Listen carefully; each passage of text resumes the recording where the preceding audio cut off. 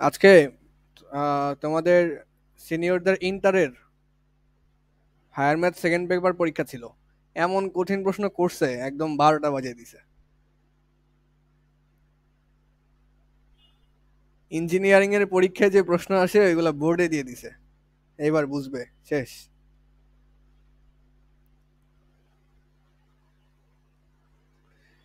একদম 12টা বাজিয়ে দিছে। আচ্ছা, তোমরা দোয়া করো যাতে তোমাদের পরীক্ষা জানুয়ারিতে না হয়, তাহলে কিন্তু বিপদে পড়ে যাবা। তোমাদের পরীক্ষা হওয়ার সম্ভাবনা মার্চের মাঝখানে, মার্চের মাঝে অথবা এপ্রিলের শুরুতে। তো জানুয়ারিতে যদি হয়ে যায় তাহলে কিন্তু কিছু করার নাই। জানুয়ারিতে হওয়ার সম্ভাবনা আছে, কারণ দেখা যাবে যে নির্বাচনের আগেই সব পরীক্ষা নিবে। নির্বাচনের পরে দেশ অনেক অস্থিতিশীল হয়ে যায়। দেখা যাক কি হয়, দেখা যাক। ঠিক আছে। আচ্ছা, যৌগমূলক জিনিসটা শিখবো আমরা। তো যৌগমূলক হচ্ছে যারা দেখতে যৌগের মতো। লিখা বাঁকা হচ্ছে।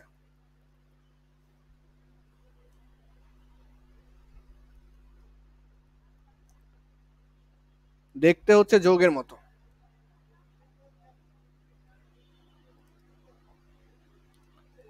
কিন্তু যৌগ না।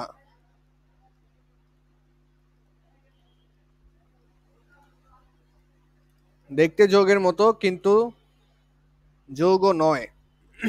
আচ্ছা, তারপরে এরা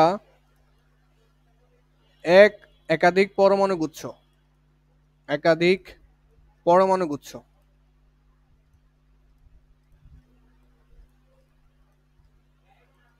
পরমাণুর মতো আচরণ করে।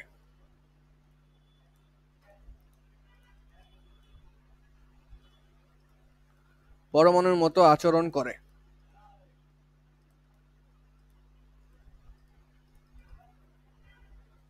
এদের নির্দিষ্ট যোজনী আছে।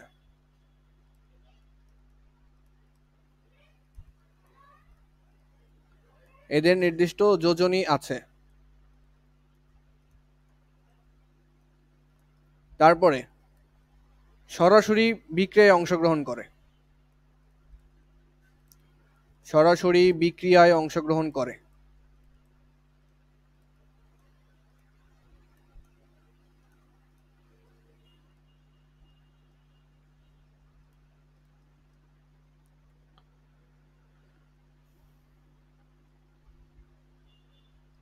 সরাসরি বিক্রিয়ায় অংশগ্রহণ করে এবং বিক্রিয়া শেষে অপরিবর্তিত থাকে।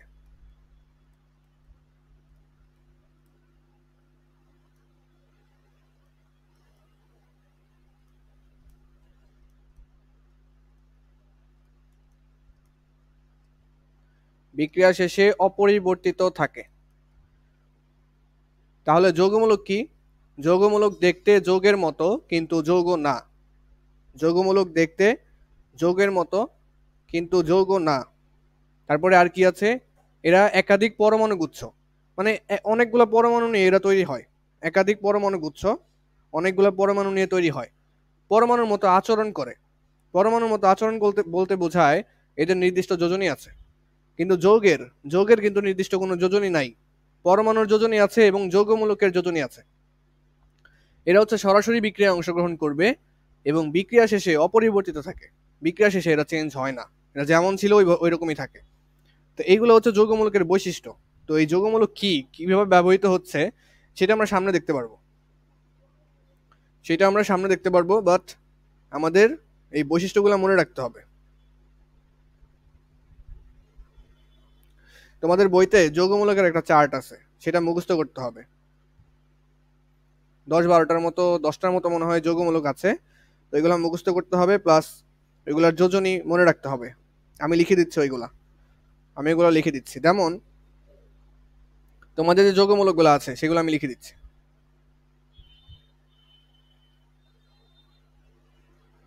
তাহলে এখানে হচ্ছে যৌগমূলক,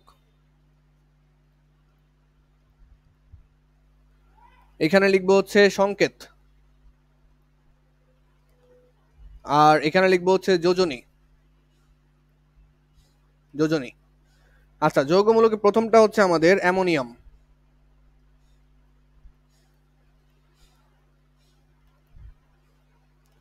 অ্যামোনিয়াম দেখতে কেমন? অ্যামোনিয়াম দেখতে হচ্ছে NH4+। এর যোজনী হচ্ছে 1। যোজনী হচ্ছে 1। তারপর আছে কার্বনেট। কার্বনেট হচ্ছে CO3 2-।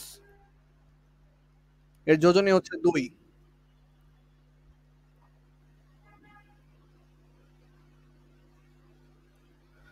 তাহলে কার্বনেটের যোজনী হচ্ছে 2। কার্বনেটের যোজনী হচ্ছে 2। তারপরে hydrogen carbonate. Hydrogen carbonate.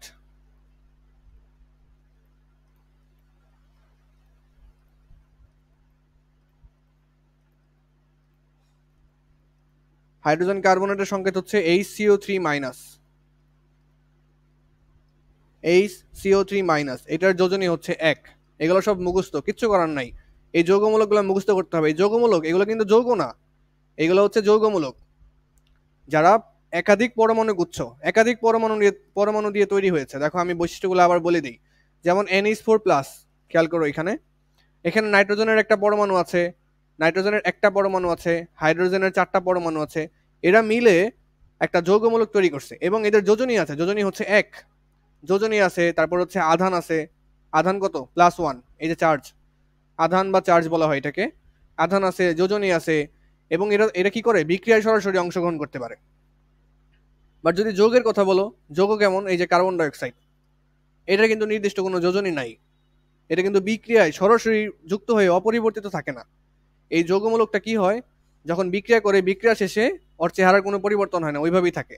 But carbon dioxide যদি বিক্রিয়া করে, ওর চেহারা চেঞ্জ হয়ে যাবে।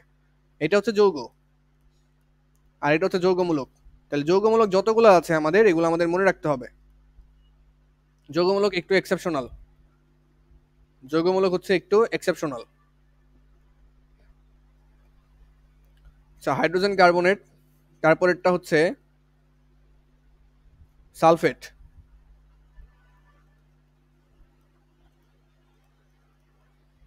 সালফেট হচ্ছে SO4 2-। যার যোজনী হচ্ছে 2। যার যোজনী হচ্ছে 2। তারপর হচ্ছে হাইড্রোজেন সালফেট।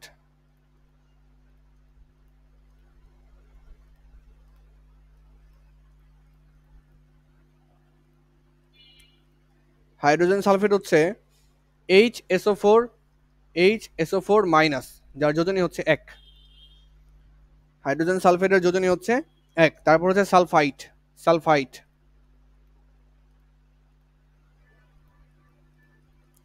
সালফাইট সালফাইটের যোজনী হচ্ছে, সালফাইটের সংকেতটা হচ্ছে SO3 2-। এটার যোজনী হচ্ছে আমাদের 2। এটার যোজনী হচ্ছে আমাদের 2। তারপরে আছে আমাদের নাইট্রেট।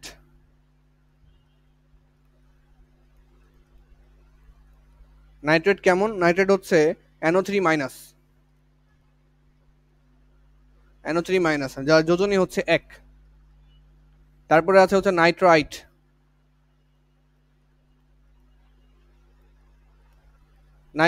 নাইট্রাইট হচ্ছে NO2-। এটার যোজনীয় হচ্ছে 1। তারপর এরপর আছে আমাদের ফসফেট। এরপর আছে আমাদের হচ্ছে ফসফেট। ফসফেট কেমন? ফসফেট হচ্ছে PO4 3-। PO4 3-। এটার যোজনী কত? যোজনী হচ্ছে 3। দেখো ফসফেটের যোজনী কিন্তু সর্বোচ্চ। ফসফেটের যোজনী কি? সর্বোচ্চ 3। মানে যতগুলো যৌগমূলক আছে তার মধ্যে সর্বোচ্চ যোজনী কার? ফসফেটের। মুখস্থ রাখতে হবে, সর্বোচ্চ যোজনী। সর্বোচ্চ যোজনী হচ্ছে ফসফেটের, এটা কিন্তু মুখস্থ রাখতে হবে। তারপর আছে হাইড্রোক্সাইড। হাইড্রোক্সাইড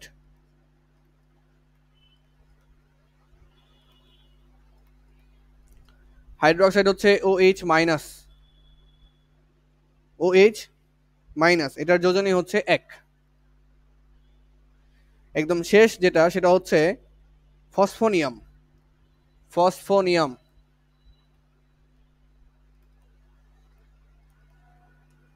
ফসফোনিয়াম হচ্ছে আমাদের PH4+, PH4+, যার যোজনী হচ্ছে আমাদের 1।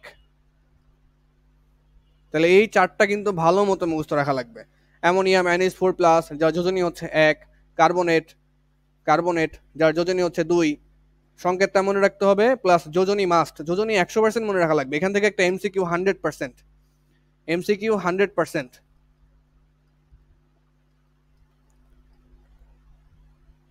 এখান থেকে কিন্তু এমসিকিউ একটা আসবেই। তো তুমি জানো যে এখান থেকে এমসিকিউ আসবে, তাহলে কেন পড়বা না? অবশ্যই এটা পড়া উচিত। আমাদের সমস্যা হচ্ছে আমরা জানি এখান থেকে এমসিকিউ আসবে, তাও আমরা আলসেমি করে ওটা পড়ি না। দেখা যায় দিন শেষে ওইখান থেকে একটা এমসিকিউ আসছে, আমরা ছেড়ে দিই। তাহলে আলসেমি করা যাবে না, এটা কিন্তু মুখস্থ করে ফেলতে হবে। মুখস্থ এক বসায় হবে না, 2-3 বার পড়া লাগবে। পরীক্ষার একবার পড়লা, যতগুলো পরীক্ষা সামনে আছে প্রত্যেক পরীক্ষার আগে একবার করে পড়বা, তাহলে হয়ে যাবে আস্তে ধীরে মুখস্থ। ঠিক আছে? তো এগুলোর ব্যবহার কিভাবে হয়, এগুলো যোজনী মুখস্থ করে আমাদের কি লাভ, সেটা আমরা সামনে দেখতে পারবো। এখন সামনে আমরা শিখতে পারবো। তার আগে তোমাদের একটু আমি বাছাই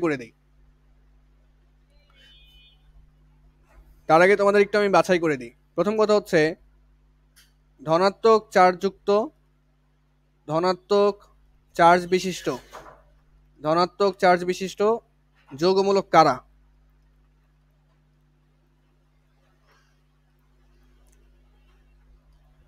ধনাত্মক চার্জ বিশিষ্ট যৌগমূলক কারা, এটা আমাদের মনে রাখতে হবে।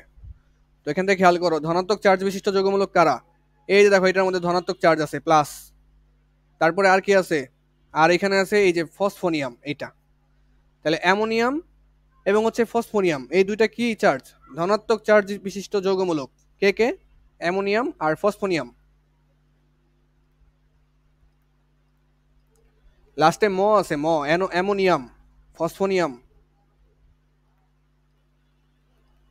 লাস্টে কি আছে? আম আছে। তো এইভাবে মনে রাখবা, অ্যামোনিয়াম ফসফোনিয়াম। অ্যামোনিয়ামের সংকেত কি? NH4+, আর ফসফোনিয়ামের সংকেত হচ্ছে PH4+। দুইটারই যোজনী হচ্ছে 1, দুইটারই যোজনী 1। তো মনে থাকবে আশা করা যায়। তো তোমার কিন্তু এমসিকিউতে আসবে যে ধনাত্মক চার্জ বিশিষ্ট যৌগমূলক কারা? অ্যামোনিয়াম এবং ফসফোনিয়াম, অ্যামোনিয়াম এবং ফসফোনিয়াম। তারপরে সর্বোচ্চ যোজনী বিশিষ্ট যৌগমূলক, সর্বোচ্চ যোজনী বিশিষ্ট যৌগমূলক।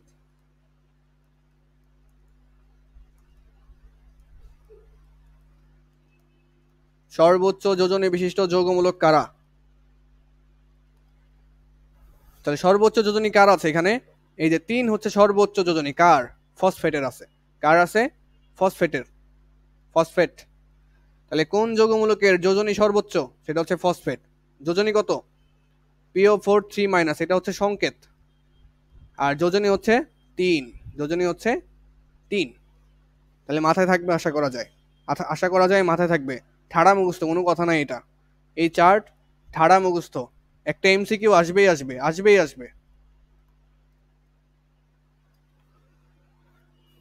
তাহলে ধনাত্মক কারা, তারপর সর্বোচ্চ যোজনী কার, এটা কিন্তু মাথায় রাখতে হবে।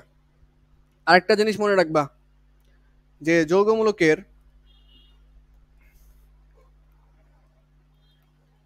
যৌগমূলকের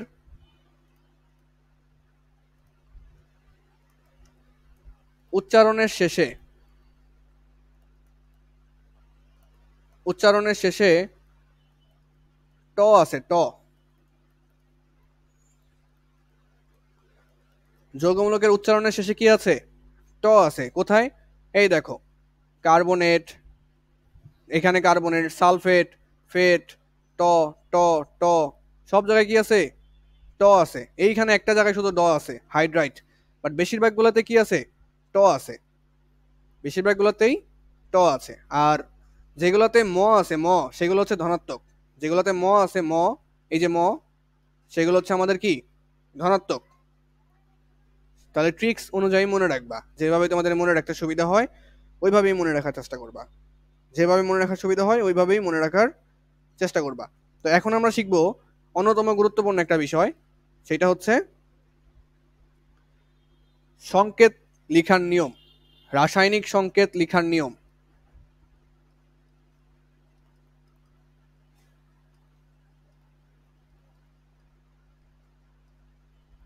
রাসায়নিক সংকেত লিখার নিয়ম। এটা আসতে পারে পরীক্ষায়, আনকমন জিনিস, এটা আসে না কখনো, হুট করে চলে আসতে পারে। রাসায়নিক সংকেত লেখার নিয়মগুলো বর্ণনা করো। আচ্ছা, প্রথমটা হচ্ছে একই ধরনের পরমাণু দিয়ে গঠিত হলে, একই ধরনের পরমাণু দিয়ে গঠিত হলে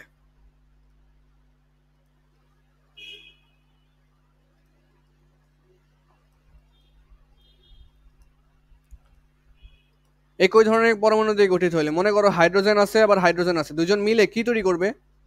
এইচ এইচ। কয়টা হাইড্রোজেন? দুইটা। দুই এই ডান পাশে ছোট্ট করে লিখতে হয়, দুই ডান পাশে ছোট্ট করে লিখতে হয়। তো এখানে কি লিখতে হয়? পরমাণুর পাশে বা পরমাণুর প্রতীকের পাশে, প্রতীককে, এখানে হাইড্রোজেন না, পরমাণুর প্রতীকের পাশে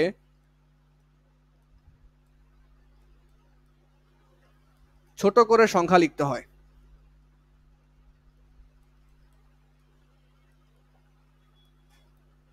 ছোট করে সংখ্যা লিখতে হয়। তাহলে এটা হচ্ছে এক নাম্বার ছিল, এক নাম্বার রুলস এটা, এটা এক নাম্বার রুলস। এবার ভিন্ন ভিন্ন পরমাণু দিয়ে গঠিত হলে, ভিন্ন ভিন্ন পরমাণু দিয়ে গঠিত হলে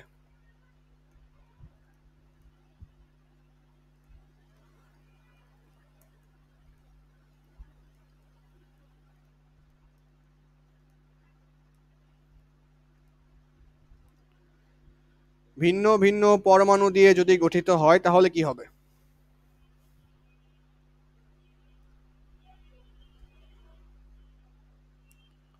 আচ্ছা, ভিন্ন ভিন্ন পরমাণু দিয়ে গঠিত হইলে এটার এক নাম্বার, যে যে পরমাণু দ্বারা গঠিত, যে যে পরমাণু দ্বারা গঠিত গঠিত তাদের সংখ্যা, তাদের সংখ্যা প্রতীকের পাশে, প্রতীকের ডান পাশে ছোট আকারে লিখতে হয়। সেম সেম, ছোট আকারে লিখতে হয়। এখানে খেয়াল করো, মনে করো হাইড্রোজেন আছে একটা, আরেকটা হাইড্রোজেন আছে, আর একটা অক্সিজেন আছে। এখন হাইড্রোজেন আছে আর অক্সিজেন আছে, হাইড্রোজেন কয়টা আছে? দুইটা। তাহলে প্রত্যেকের পাশে কত দিব? ছোট্ট করে দুই দিব। কি হয়ে গেল? এটা সংকেত হয়ে গেল। তাহলে এটা হচ্ছে ভিন্ন ভিন্ন পরমাণু থাকলে সংকেত লেখার নিয়ম। ভিন্ন ভিন্ন পরমাণু মানে হাইড্রোজেনও আছে অক্সিজেনও আছে, আর এটা একই ধরনের পরমাণু, দুইটাই হাইড্রোজেন, দুইটাই হাইড্রোজেন। এইবার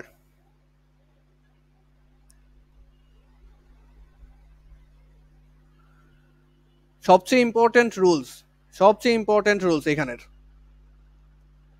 একটির যোজনী আরেকটির পাশে বসে,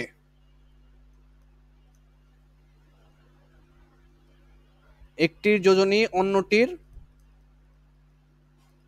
পাশে বসে। এটা আবার কেমন? মনে করো তুমি হাইড্রোজেন দিয়ে লিখবে এবং হাইড্রোজেন আর অক্সিজেন দিয়ে একটা সংকেত লিখতে চাও। অক্সিজেনের যোজনী কত? অক্সিজেন কত? গ্রুপ 16।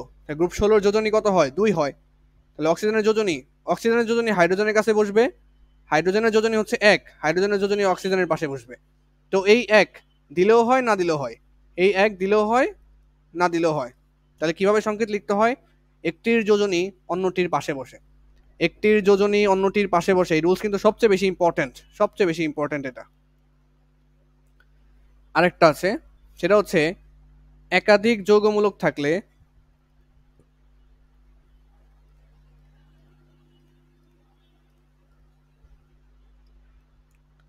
একাধিক যৌগমূলক থাকলে প্রথম বন্ধনী ব্যবহার করতে হয়।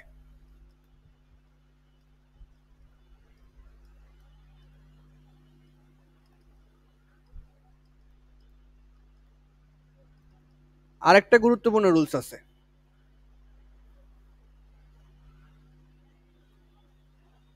আচ্ছা আরেকটা লাস্ট গুরুত্বপূর্ণ রুলস এটা,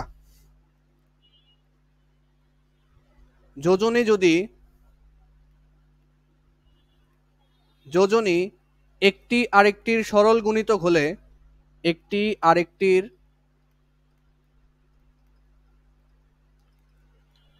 সরল গুণিতক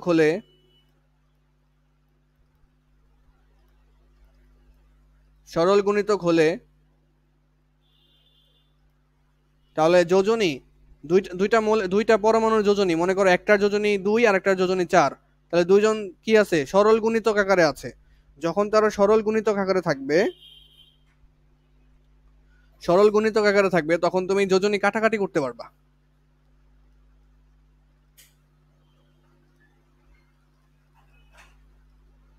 কাটাকাটি করা যায়। এই সবগুলা রুলস প্রয়োগ করব আমরা, এই রুলসগুলো মাথায় রাখতে হবে। কিন্তু রাসায়নিক সংকেত লেখার নিয়ম, এই যে কয়েকটা রুলস আমি লিখে দিলাম, এগুলো মাথায় রাখবা। এগুলো কিন্তু এমনিই মনে রাখা যায়, এগুলো কষ্ট করে যে তোমাকে মুখস্থ করতে হবে এমন কিছু না। তাহলে এবার আমরা এগুলোর প্রয়োগ দেখব, ঠিক আছে? ধরো তোমার কাছে 2টা হাইড্রোজেন আছে, অথবা মনে করো যে হাইড্রোজেন তো বললামই, মনে করো 2টা ক্লোরিন আছে, তাহলে এরা মিলে যখন অণু তৈরি করবে, কিভাবে অণু তৈরি করবে? ক্লোরিন কয়টা আছে? 2টা। তাহলে এই যে ক্লোরিনের প্রতীকের পাশে 2 দিয়ে দিব। এটা কি একই ধরনের পরমাণু দিয়ে গঠিত না? হ্যাঁ। এখন মনে করো ভিন্ন ভিন্ন পরমাণু থাকলো। ভিন্ন ভিন্ন পরমাণু কেমন? ধরো যে সালফার আছে, 2টা অক্সিজেন আছে, এটা মিলে কি তৈরি করবে? একটা এস আর হচ্ছে অক্সিজেন কয়টা? 2টা। ওকে, এটা ছিল প্রথম 2টা রুলস আর কি। মানে যতগুলো থাকবে সেই সংখ্যাটা ডান পাশে ছোট করে লিখতে হয়। ওকে, এবার হচ্ছে 3 এবং 4 নাম্বার রুলসগুলো আমরা খাটাবো, ঠিক আছে? তো তোমার আমি একটা যৌগ লিখতে বললাম, মনে করো বললাম যে সোডিয়াম সালফেটের সংকেত লিখো। Sodium sulphate.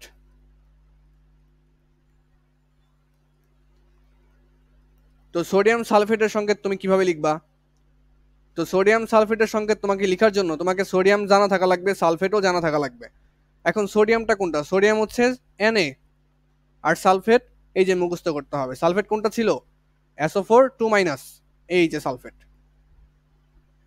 SO4 2-। তাহলে এটা কি করতে হবে? মুখস্থ রাখতে হবে, তাহলে কি আসে এখানে দেখি। সালফেট হচ্ছে আমাদের SO4 2-, যেহেতু বলছে সোডিয়াম সালফেট, 2টা একসাথে লিখবা, সোডিয়াম সালফেট। যখন তুমি একসাথে লিখবা তখন আর এই সালফেটের উপরে চার্জ দেওয়ার কোনো প্রয়োজন নাই। তখন আর কি দিবা না, এখানে কোনো চার্জ দিবা না, চার্জ দেওয়ার কোনো প্রয়োজন নাই। আরেকটা নিয়ম আমাদের ছিল, সেটা হচ্ছে একটার যোজনী আরেকটার পাশে গিয়ে বসবে। এখন সোডিয়ামের যোজনী কত? 1, আর সালফেটের যোজনী কত? 2। তাহলে সোডিয়ামের যোজনী এইখানে বসবে 1, আর সালফেটের যোজনী সোডিয়ামের কাছে বসবে 2। এখন 1 দেওয়ার তো কোনো প্রয়োজন নাই, তাহলে সংকেত কোনটা? Na2SO4। তো এবার আমি তোমাকে বললাম ক্যালসিয়াম সালফেট।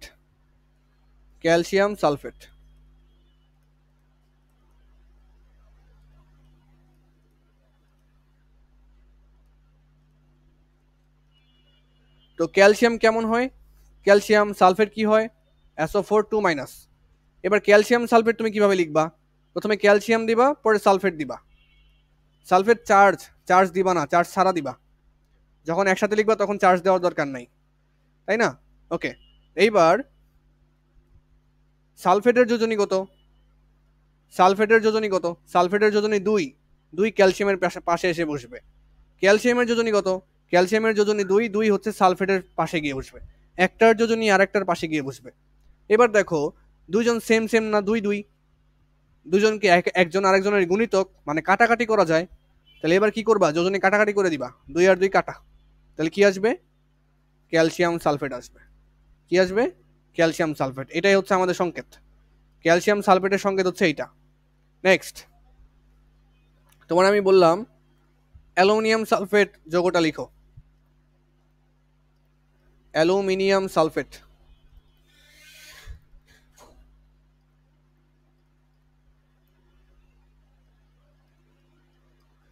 তোমার আমি বললাম অ্যালুমিনিয়াম সালফেট যৌগটা লিখো, লিখলাম অ্যালুমিনিয়াম সালফেট। তো অ্যালুমিনিয়ামের সংকেতটা তো জানি, অ্যালুমিনিয়াম হচ্ছে Al আর সালফেট হচ্ছে SO4 2-। অ্যালুমিনিয়ামের যোজনী হচ্ছে 3 আর সালফেট এর যোজনী হচ্ছে 2। তাহলে একটার যোজনী আরেকটার পাশে গিয়ে বসবে। তো প্রথমে কিভাবে লিখবো? অ্যালুমিনিয়াম লিখবো, পরে সালফেট লিখবো চার্জ ছাড়া। এইবার অ্যালুমিনিয়ামের যোজনী কত? 3, তাহলে 3 সালফেটের পাশে এসে বসবে। সালফেটের যোজনী কত? 2, তাহলে 2 হচ্ছে অ্যালুমিনিয়ামের পাশে গিয়ে বসবে। আর যৌগমূলকের ক্ষেত্রে প্রথম বন্ধনী ফার্স্ট ব্র্যাকেট ব্যবহার করা হয়, ফার্স্ট ব্র্যাকেট ব্যবহার করা হয়, ঠিক আছে? এর জন্য ফার্স্ট ব্র্যাকেট ব্যবহার করছি যৌগমূলকের ক্ষেত্রে। তাহলে এটা হচ্ছে অ্যালুমিনিয়াম সালফেটের সংকেত। তো একইভাবে আমি যদি তোমাকে আরো দেই, মনে করো তোমাকে আমি দিলাম ক্যালসিয়াম ফসফেট,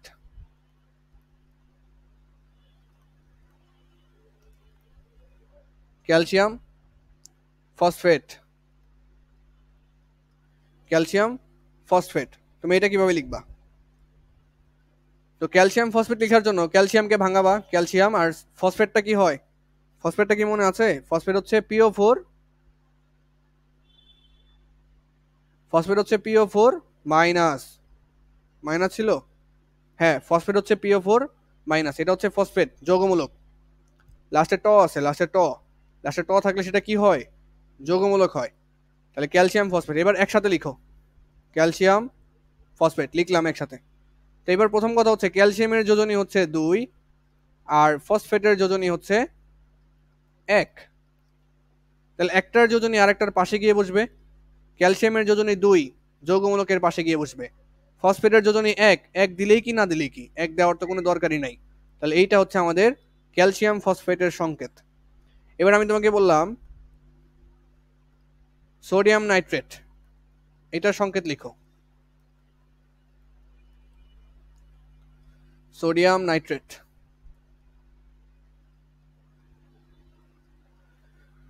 সোডিয়াম নাইট্রেটের সংকেত কিভাবে লিখবো? সোডিয়ামের জন্য হচ্ছে প্রথমে সোডিয়াম, নাইট্রেটের, নাইট্রেট মানে কি ছিল? নাইট্রেট ছিল হচ্ছে NO3 minus, NO3, NO3 minus. তো এবার কিভাবে লিখবো? সোডিয়ামের যোজনী হচ্ছে 1, গ্রুপ 1 এর জন্য 1, আর NO3 মাইনাস এইটার যোজনী কত? এটার যোজনীও হচ্ছে 1। তাহলে এবার কিভাবে লিখবো? NaNO3। তো সোডিয়ামের যোজনী কত? 1, আর নাইট্রেটের যোজনী হচ্ছে 1, একটার যোজনী আরেকটার পাশে গিয়ে বসবে। তো 1 1 দেওয়ার কি কোনো দরকার আছে? দেওয়ার কোনো দরকার নাই। তাহলে হচ্ছে এটাই হচ্ছে আমাদের সংকেত, সোডিয়াম নাইট্রেটের সংকেত হচ্ছে এইটা, সোডিয়াম নাইট্রেটের সংকেত হচ্ছে এটা।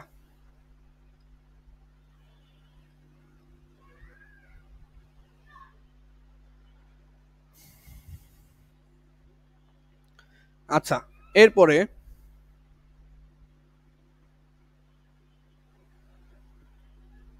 এরপরে মনে করো আমি তোমাকে বললাম carbon monoxide, carbon monoxide.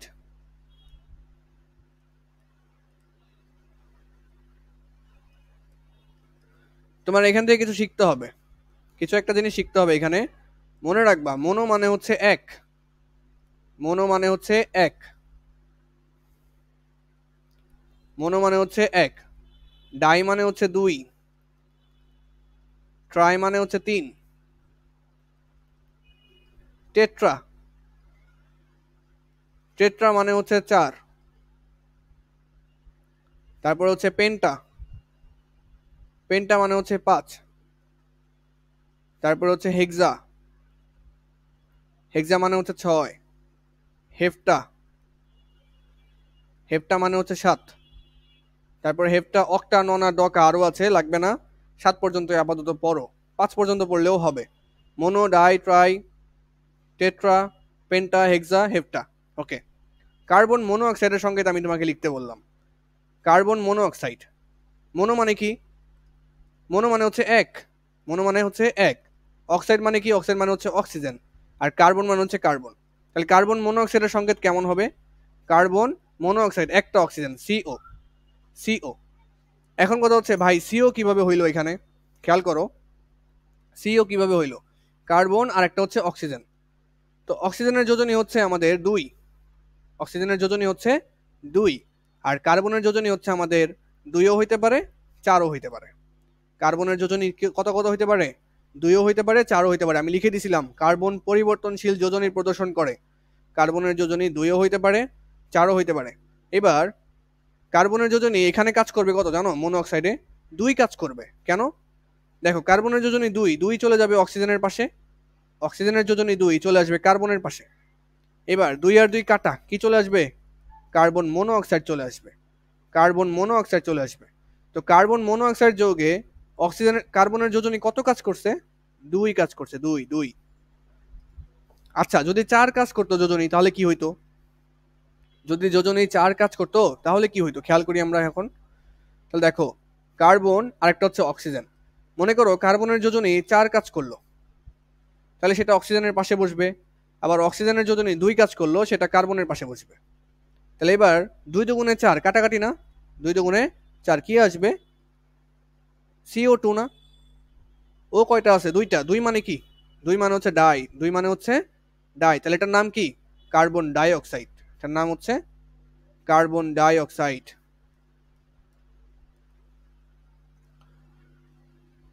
Carbon die oxide. তো কার্বন ডাই অক্সাইড যৌগে কার্বনের যোজনী কত কাজ করছে বলো তো? 4 না? 4 কাজ করছে। কার্বনের যোজনী কত কাজ করছে? 4 কাজ করছে। আর কার্বন মনো অক্সাইডে কার্বনের যোজনী 2 কাজ করছে। তাহলে কার্বন ডাই অক্সাইড এটা।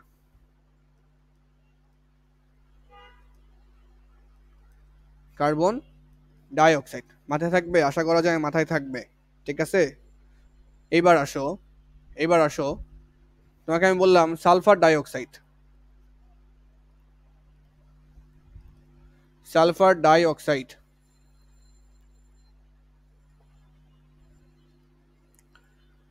তাহলে প্রথমে সালফার নিব আর অক্সাইডের জন্য নিব অক্সিজেন। এখন অক্সিজেনের যোজনী কত? 2। সালফারের যোজনী কত কত হইতে পারে? 2 হইতে পারে, 4 হইতে পারে, 6 হইতে পারে। এবার মনে করো সালফারের যোজনী 4 কাজ করলো, তাহলে সালফারের যোজনী অক্সিজেনের পাশে গিয়ে বসবে। আর অক্সিজেনের যোজনী হচ্ছে 2, অক্সিজেনের যোজনী হচ্ছে 2, এখানে কাজ করলো। তাহলে এবার কাটাকাটি কি কত থাকবে? SO2 থাকবে না? অক্সিজেন 2টা থাকা মানে কি? 2 থাকা মানে কি? 2 থাকা মানে হচ্ছে ডাই, ডাই। তাহলে এটা কি সংকেত? Sulphur die oxide. কি এটা? Sulphur die oxide. Sulphur die অক্সাইডে সালফারের যোজনী কত কাজ করছে? 4, 4 কাজ করছে। এই যে 4 কাজ করছে, সালফারের যোজনী 4 কাজ করছে। ওকে, এবার আমি বললাম সালফার ট্রাই অক্সাইড বের করো। Sulphur try oxide.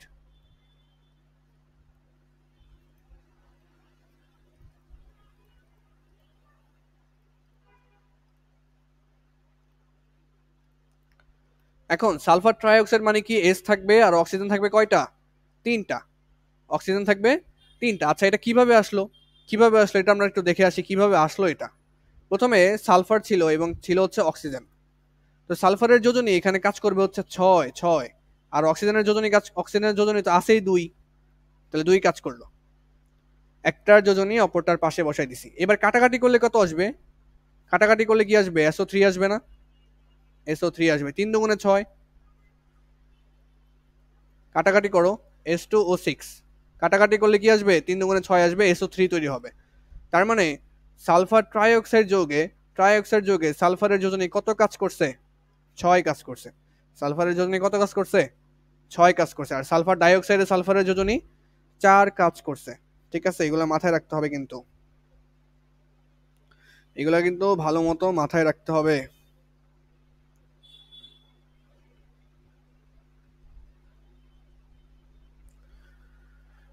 ধরো আরো কয়েকটা যোজন, আরো কয়েকটা সংকেত তোমাকে আমি লিখতে দেই। মনে করো যে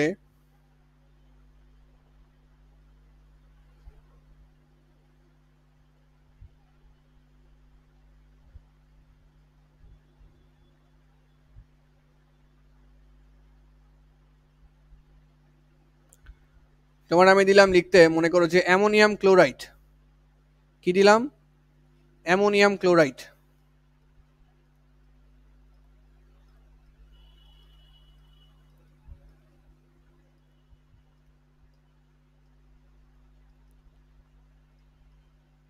অ্যামোনিয়াম ক্লোরাইড। তো অ্যামোনিয়াম মানে কি? অ্যামোনিয়াম মানে হচ্ছে NH4 প্লাস যৌগমূলক, আর ক্লোরাইড মানে হচ্ছে ক্লোরিন। তো দুইটা একসাথে লিখো, NH4 আর একটা হচ্ছে Cl, একসাথে লিখলাম। এখন ক্লোরিনের যোজনী কত? ক্লোরিনের যোজনী হচ্ছে 1। NH4 প্লাস এটার যোজনী কত? এটার যোজনী হচ্ছে 1। তো একটার পাশে আরেকটার যোজনী বসবে, একটার পাশে আরেকটার যোজনী বসবে, তো দেওয়ার দরকার আছে 1 1? দেওয়ার দরকার নাই। তাহলে এটাই হচ্ছে অ্যামোনিয়াম ক্লোরাইডের সংকেত, এটাই হচ্ছে অ্যামোনিয়াম ক্লোরাইডের সংকেত। তো তোমাদের কিন্তু একটা সংকেত এমসিকিউতে আসবেই আসবে, আসবেই আসবে, এছাড়া কোনো উপায় নাই।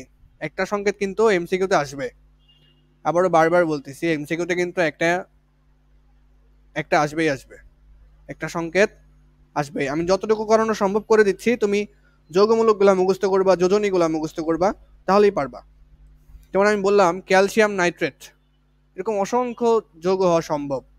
ক্যালসিয়াম নাইট্রেট,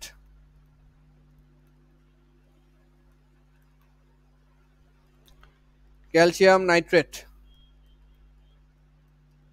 তো ক্যালসিয়াম নাইট্রেট কেমন? ক্যালসিয়াম হচ্ছে Ca, আর নাইট্রেট কি? Nitrate, nitrate NO3, NO3 minus, nitrate হচ্ছে NO3 মাইনাস। তো এবার কি করবা? ক্যালসিয়াম নাইট্রেট হচ্ছে NO3 মাইনাস। তো ক্যালসিয়ামের যোজনী কত? গ্রুপ 2, ক্যালসিয়ামের যোজনী হচ্ছে 2। নাইট্রেট NO3 মাইনাস, এটার যোজনী হচ্ছে 1। তাহলে আগে লিখবা ক্যালসিয়াম এবং হচ্ছে নাইট্রেট। তো একটার যোজনী আরেকটার পাশে গিয়ে বসবে। ক্যালসিয়ামের যোজনী 2, নাইট্রেটের পাশে বসবে। নাইট্রেটের যোজনী 1, ক্যালসিয়ামের পাশে বসবে। 1 দিলেই কি না দিলেই কি? তাহলে এটাই হচ্ছে আমাদের সংকেত, এটাই হচ্ছে আমাদের সংকেত। তাহলে সংকেত কি মোটামুটি ক্লিয়ার হয়েছে? সংকেত কিভাবে বের করবা? সংকেত লিখতে পারবা? যৌগমূলকগুলো মুখস্থ করবা, পারা যাবে সংকেত?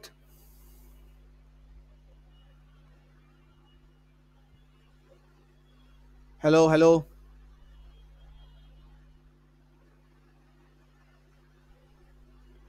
ক্লাস অন করে কি ঘুমায় যাও?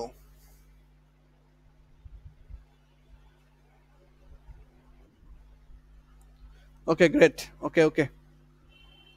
নেক্সট, নেক্সট আমরা শিখবো হচ্ছে আণবিক সংকেত।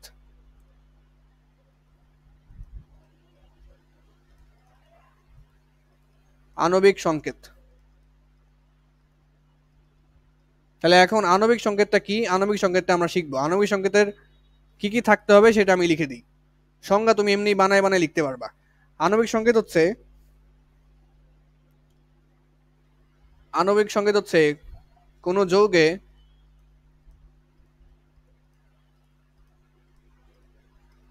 কত সংখ্যক পরমাণু আছে, কত সংখ্যক পরমাণু আছে তা সংখ্যা এবং প্রতীকের মাধ্যমে, সংখ্যা এবং প্রতীকের মাধ্যমে প্রকাশিত চিহ্ন,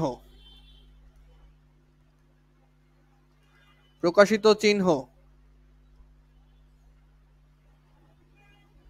প্রকাশিত চিহ্নকে আণবিক সংকেত বলে।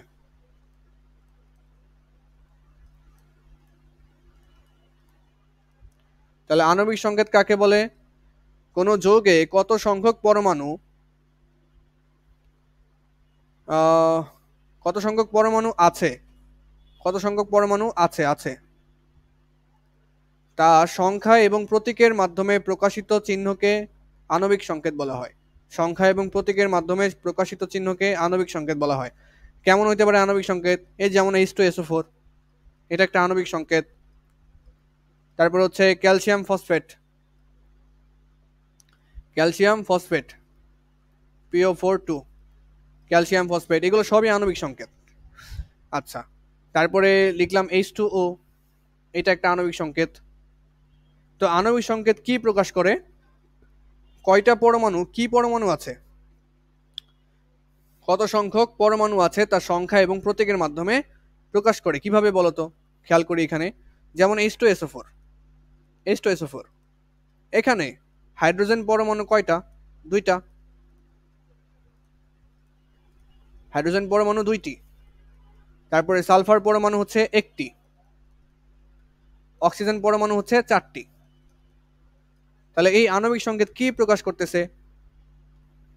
প্রতীক প্রকাশ করতেছে। পরমাণু প্রকাশের চিহ্নকে কি বলা হয়? প্রতীক বলা হয় না?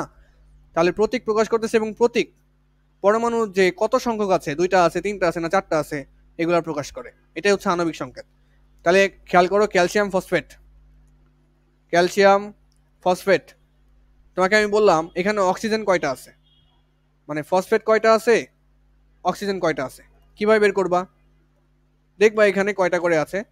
তো সরি, ফসফরাস কয়টা আছে এবং অক্সিজেন কয়টা আছে। তো এখানে দেখো ফসফরাসের সাথে 2 গুণ অবস্থায় আছে না, এখানে 2, এই যে ব্র্যাকেটের পরে 2 গুণ অবস্থায় আছে। তাহলে ফসফরাস কয়টা আছে? 2টা আছে। ফসফরাস আছে 2টা।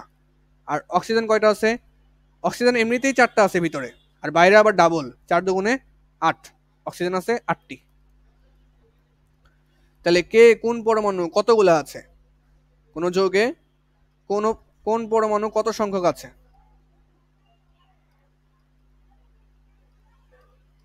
কোন যৌগে কোন পরমাণু কত সংখ্যক আছে তা সংখ্যা এবং প্রতীকের মাধ্যমে প্রকাশিত চিহ্নকে বলা হয় আণবিক সংকেত। আণবিক সংকেত নিয়ে আর কিছু আসবে না, এটা খ নাম্বারের জন্য প্রযোজ্য। খ নাম্বারে আসে যে আণবিক সংকেত কি, ব্যাখ্যা করো। তাহলে এই তো কয়েকটা সংকেত টঙ্ক দিয়ে বুঝাই টুঝাই দিবা আর কি। এবার গাঠনিক সংকেত।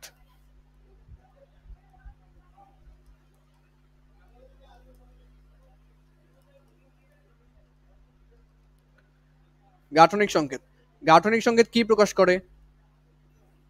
কোন যৌগে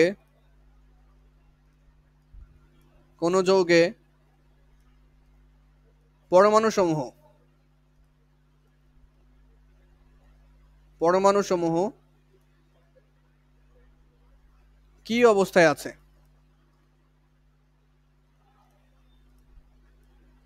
কি অবস্থায় আছে, আকার, আকৃতি এবং বন্ধন সম্পর্কে, আকার আকৃতি এবং বন্ধন প্রকাশ করে।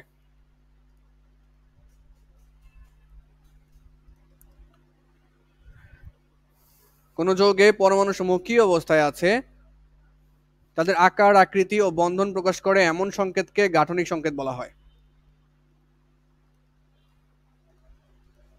এমন সংকেতকে গাঠনিক সংকেত বলা হয়।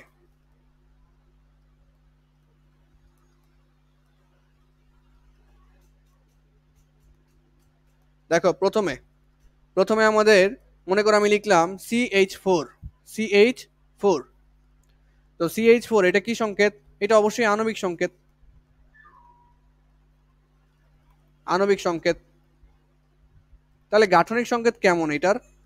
দেখো একটা জিনিস মনে রাখবা, যে সংখ্যায় কম থাকবে সেটাকে বলা হয় কেন্দ্রীয় পরমাণু। সংখ্যায় কম থাকলে তাকে বলা হয় কেন্দ্রীয় পরমাণু।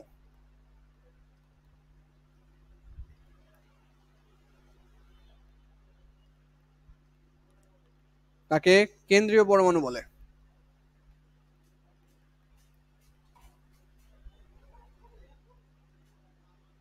তাহলে সংখ্যায় কম থাকলে সেটা কি পরমাণু?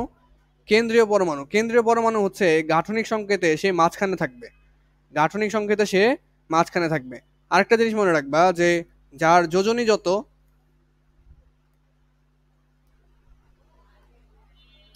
তার হাত বা বন্ধন ততগুলো, যার যোজনী যত তার হাত বা বন্ধন হচ্ছে ততগুলো। এখন এখানে CH4 যেটা আমি লিখলাম, CH4 এটা আণবিক সংকেত। এখানে সংখ্যায় কে কম? কার্বন। তাহলে কার্বন হচ্ছে আমাদের কেন্দ্রীয় পরমাণু, কার্বন হচ্ছে আমাদের কেন্দ্রীয় পরমাণু। তো কেন্দ্রীয় পরমাণুটাকে আগে লিখলা। এবার কার্বনের যোজনী কত? কার্বনের যোজনী 2ও হইতে পারে, 4ও হইতে পারে। বাট এইখানে তুমি আস্তে আস্তে বুঝতে পারবা, এখানে যোজনী হচ্ছে 4। তাহলে যার যোজনী যত তার হাত বা বন্ধন হচ্ছে ততগুলো। তাহলে কার্বনের হাত কয়টা হবে? 4টা, কারণ যোজনী হচ্ছে 4। কার্বনের যোজনী 4, তাই এখানে হাত কয়টা? 4টা। 4টা হাতে কয়টা হাইড্রোজেন আছে? 4টা হাইড্রোজেন আছে। এইটা হচ্ছে আমাদের গাঠনিক সংকেত। তো মাঝখানে যেটা আছে এটাকে বলা হয় কেন্দ্রীয় পরমাণু, এটাকে বলা হয় কেন্দ্রীয় পরমাণু। এবার আমি তোমাকে লিখতে বললাম, ধরো যে এবার লিখতে বললাম হচ্ছে CH3Cl, এটা লিখো। একইভাবে এখানে সংখ্যায় কে কম আছে? কার্বন। তুমি বলতে পারো ভাই এখানে ক্লোরিনও তো সংখ্যায় কম আছে। কিন্তু এখানে আরেকটু গভীর ব্যাখ্যা আছে, এখানে আরেকটু গভীর ব্যাখ্যা আছে। তো ওই গভীর ব্যাখ্যা আমি যাচ্ছি না। তো মনে রাখো আর কি, যে সংখ্যায় কম থাকে সে হচ্ছে কেন্দ্রীয় পরমাণু। এখানে সংখ্যায় কম কার্বন আছে, ক্লোরিন আছে, বাট কার্বন হচ্ছে এখানে কেন্দ্রীয় পরমাণু হিসেবে কাজ করবে, কারণ কার্বনের হাত সংখ্যা বেশি, কার্বনের যোজনী কি বেশি। তো কার্বনের যোজনী হচ্ছে চারটা হাত।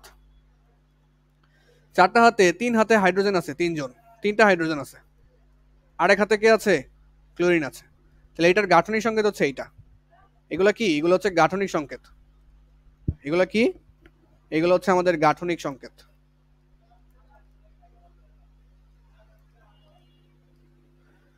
এখন কথা হচ্ছে এই গাঠনিক সংকেতের যে কথা বললাম, গাঠনিক সংকেত কি কি প্রকাশ করে? আকার, আকৃতি, বন্ধন, এগুলা প্রকাশ করে। আকার, আকৃতি, বন্ধন এগুলো প্রকাশ করে। এখন বন্ধন কি? এই যে এটা হচ্ছে হাত, এই হাতে হচ্ছে আমাদের কি বন্ধন। বন্ধন এটা কি বন্ধন জানো?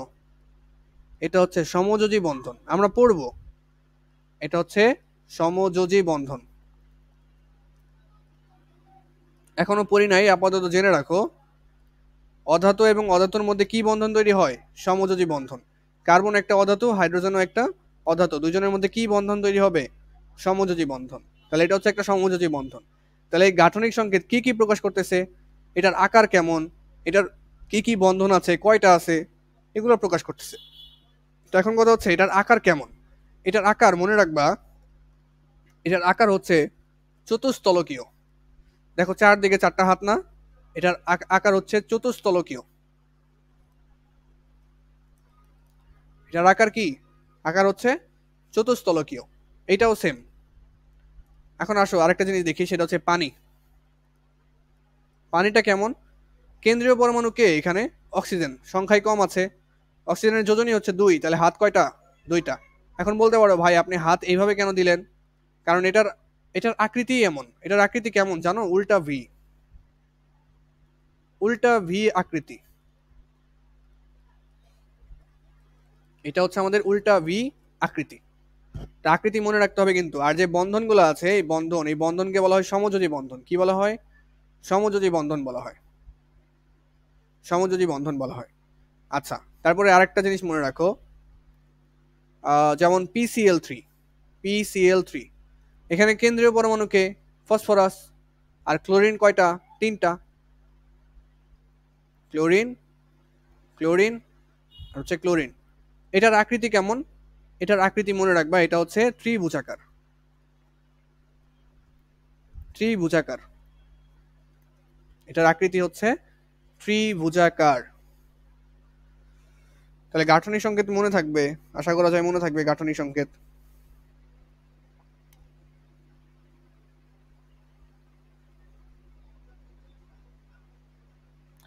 তারপরে তোমাকে আমি বললাম কার্বন ডাইঅক্সাইড, এটা লিখো। এটা কেমন জানো? কার্বনের হাত কয়টা? 4টা। 1 2 3 4। এখন অক্সিজেন 2টা করে আছে না, এই যে অক্সিজেন, এই যে অক্সিজেন। দেখো প্রত্যেকটা অক্সিজেনের 2টা করে হাত। প্রত্যেকটা অক্সিজেনের কয়টা করে হাত? 2টা করে। আর কার্বনের হাত 4টা। এটার নাম কেমন, মানে এটা কেমন আকৃতি? সরল রৈখিক। কেমন? সরল রৈখিক। এগুলো কিন্তু মাথায় রাখবা। আমি যদি বলি যে তাহলে কার্বন মনোঅক্সাইড, এটার চিত্র কেমন, মানে এটার গাঠনিক সংকেত কেমন? দেখো কার্বন মনোঅক্সাইড যেটা আছে, এখানে কার্বনের যোজনী কত কাজ করছে? কার্বনের যোজনী 2, অক্সিজেনের যোজনী 2। 2 2 কাটাকাটি চলে গেছে না? তাহলে কার্বনের যোজনী কাজ করছে কত? 2 না? তাহলে কার্বনের যোজনী যদি 2 কাজ করে, তাহলে হাত কয়টা হবে কার্বনের? 2টা। কয়টা হবে হাত? 2টা। আর অক্সিজেনের হাত 2টা। তাহলে এটার গাঠনিক সংকেত হচ্ছে এমন। এটা গাঠনিক সংকেত হচ্ছে এমন। এগুলো মাথায় রাখবা।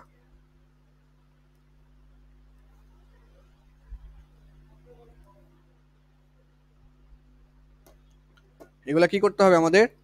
মাথায় রাখতে হবে। হ্যাঁ, অবশ্যই অবশ্যই মাথায় রাখতে হবে।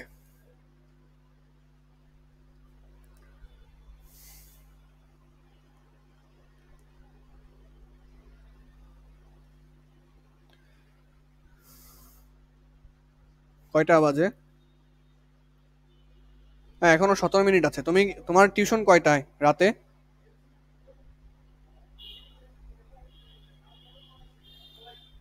রাতে টিউশন কয়টায় মোয়াজ? টিউশন তোমার 10টা 30? আচ্ছা তাহলে রেস্ট নাও। নাহলে আমি পড়াইতাম আরো 20 মিনিট। বাট 10টা 30-এ যেহেতু, তাহলে রেস্ট নাও, নাহলে ইংলিশও বুঝবা না, পরে মাথা ঘুরবে।